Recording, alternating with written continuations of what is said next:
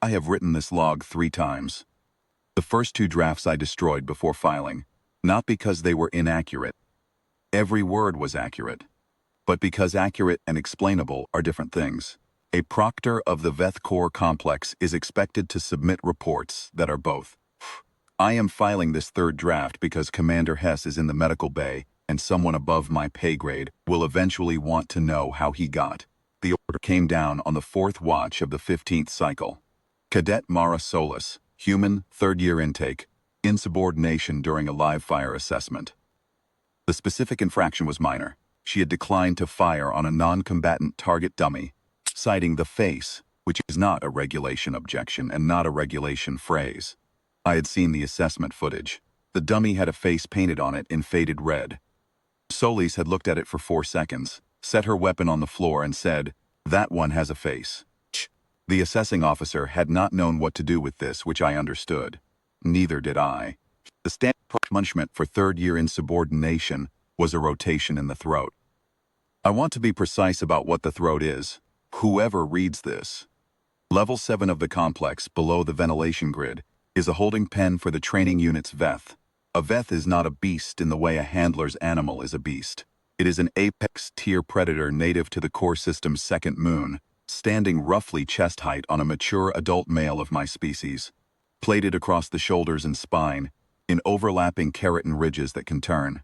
A standard issue blade. We use them as disciplinary instruments. You put a cadet in the pit, the Veth circles. The cadet breaks, or the cadet screams, or the cadet does what most of them do, which is flatten against the wall and stay very still until we pull them out. 17 cadets over 2 cycles had come up from the throat, unable to report for duty the following morning. Not from injury, from the quality of the experience. Kethvor was the oldest of the 3 Veth in residence. The handlers called him patient, which was their word for a predator that waited to see how afraid you were before deciding anything. I had watched him circle cadets for 20 minutes without making contact, simply reading the room. He had never once, in my 4 cycles at this complex, done anything other than what a Veth does. I logged Cadet Solis into the throat at the start of the 5th watch, took my position at the observation rail, 2 levels up, with Handler Voss beside me. Voss had his recall baton. The protocol was straightforward. 5 minutes of exposure, then recall, then psych eval. We had done it 41 times. Solis dropped into the pit from the access ladder. She was wearing standard fatigues. No armor. Armor was not issued for throat rotations, partly because it didn't help, and partly because the contrast between what cadets went in wearing and what their faces looked like coming out was considered instructive. She landed, looked around once, and then sat down on the floor, not against the wall, in the center of the pit, cross-legged. Voss said, "That's irregular." I said nothing. Kethvor emerged from the rear alcove at his own pace. He was enormous in the low light, his ridge plates catching the amber glow of the level 7 strips. His 4 forelimb joints moving with the particular deliberateness that meant he was taking stock. He crossed the pit in 12 seconds. He stopped 2 body lengths from Solis. She looked at him. I have replayed the footage since. I have watched her face in that moment many times. What I was looking for was fear. Because fear is the variable I know how to account for. I did not find it. What I found instead was something closer to attention. The quality of a person who has noticed something worth noticing. She was watching Kethvor the way I have seen veteran handlers watch a new animal in their first hour together. With patience. Kind of respectful curiosity. Kethvor circled her once. Then he circled her again, slower. On the 3rd pass he stopped beside her left shoulder, lowered his head until his chin plate was level with her ear, and exhaled once, through his nasal vents. A long, slow exhale. I had seen him do this precisely once before with Handler Voss, 3 years of daily contact. Then he lay down. His full weight settled against her side. All 600 kilograms of plated apex predator, arranged in a loose curl with his chin across her knee. Solis put her hand on the back of his neck, between 2 ridge plates. The skin was softer and scratched lightly. Kethvor made a sound I did not have a classification for. Voss said quietly, "Sir," I said, "see it." We stood at the rail for another 11 minutes. The recall protocol requires 5. I did not activate it at 5 minutes because I was waiting to understand what I was looking at. And at 16 minutes I still did not understand. But I activated it anyway because the watch was ending, and I needed to write a log. Keth Vor did not respond to the recall tone. Voss sounded it 3 times at increasing frequency. Keth Vor lifted his head, looked at the speaker mounted in the pit wall, put his head back down. We sent a handler in to physically guide him to the alcove. He walked the handler to the alcove entrance, turned around, walked back, and lay down beside Solus again. I released Cadet Solus from the rotation at the end of the watch. She climbed the access ladder.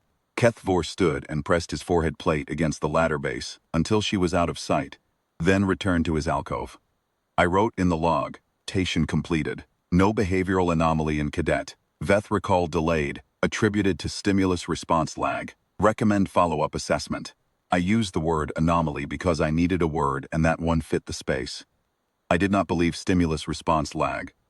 I believe Keth Vor made a decision, and I don't have a protocol that accounts for a Veth making decisions.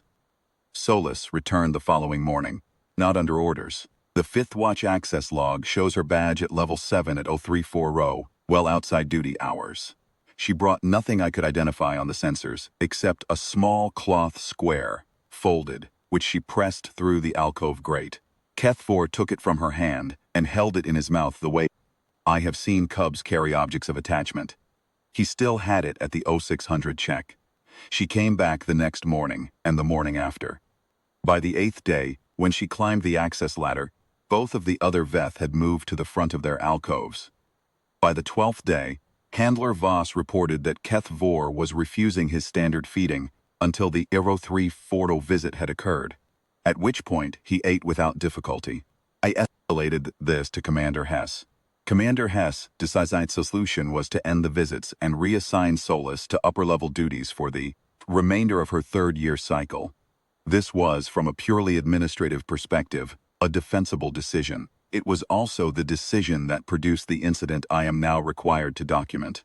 Hess went to the throat personally, was his right as complex commander. He brought 2 handlers and a senior overseer. His stated intention was to supervise a full reset of Keth Vor's conditioning and to formally sanction Solus for unauthorized access. Solus was in the pit when he arrived, having come down on her 0340 schedule, apparently unaware of the order. What Hess did next is in the footage. I will not reconstruct it in detail because the footage is more accurate than I am. He crossed the pit floor. He told Solus she was in violation of a direct reassignment order. Solus said, "I know." She said it calmly, which may have been the problem. She did not move. Hess reached out and grabbed her collar, and when she did not immediately comply, he struck her across the side of the face with an open hand. It was not a hard blow by the standards of a disciplinary altercation. It was the kind of blow a commander delivers to underscore an order, not to injure. Keth Vor was on his feet before the sound of it reached the observation rail.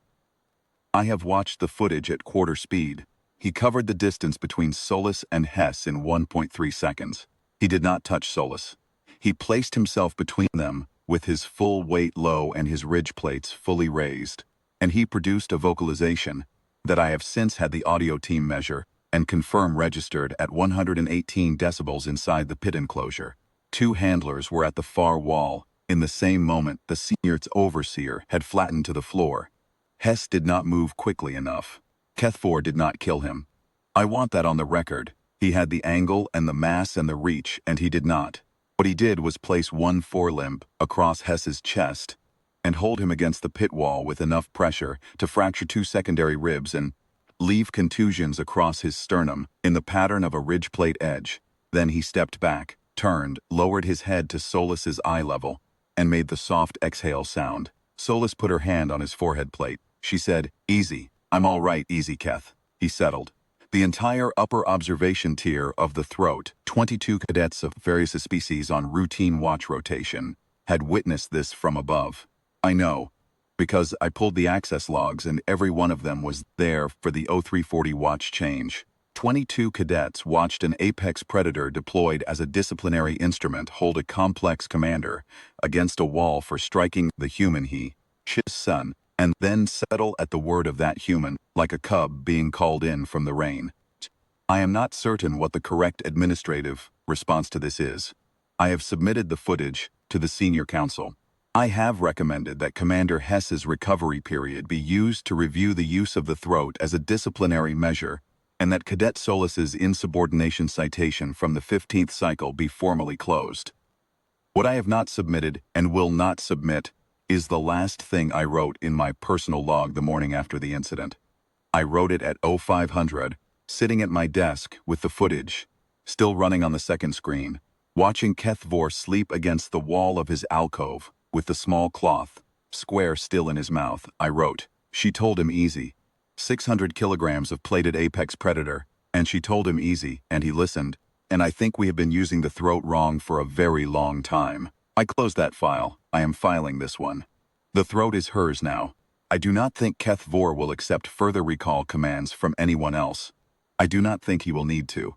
Proctor Shan Duval, Veth Core Training Complex, Level 7 Oversight, End of Cycle 15 Log.